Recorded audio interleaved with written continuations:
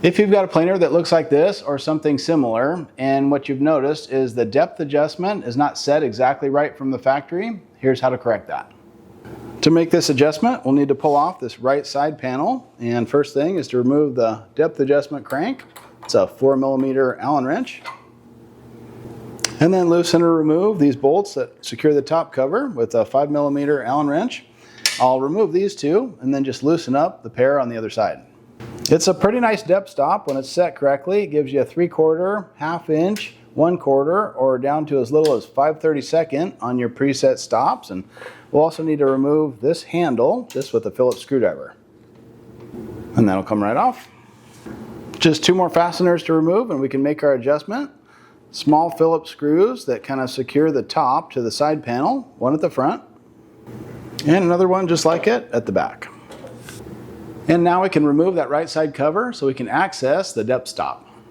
And your Wixie gauge and everything else is fine to stay in place. Just lift that up and you can pull the cover off. Temporarily reinstall the bolts that go in from the top. And we'll need our hand crank back on as well.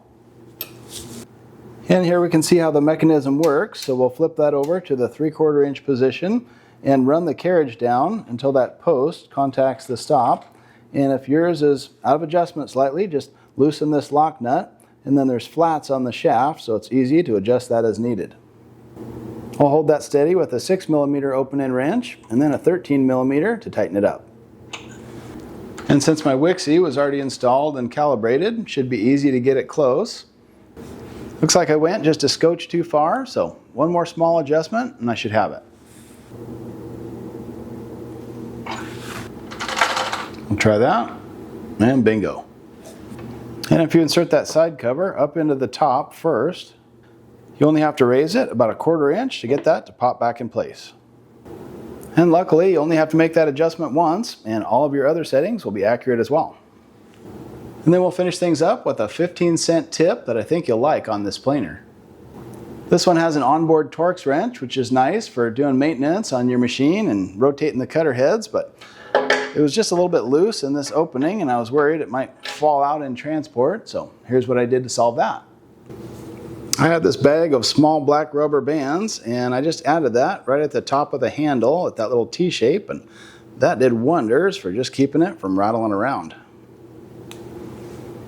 That actually gives you a nice friction fit and it's not going anywhere.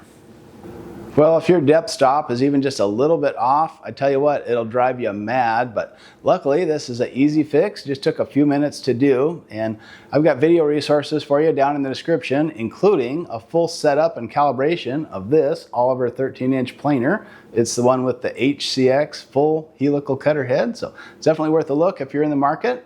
And sub up and stay tuned so you don't miss my next tool repair video.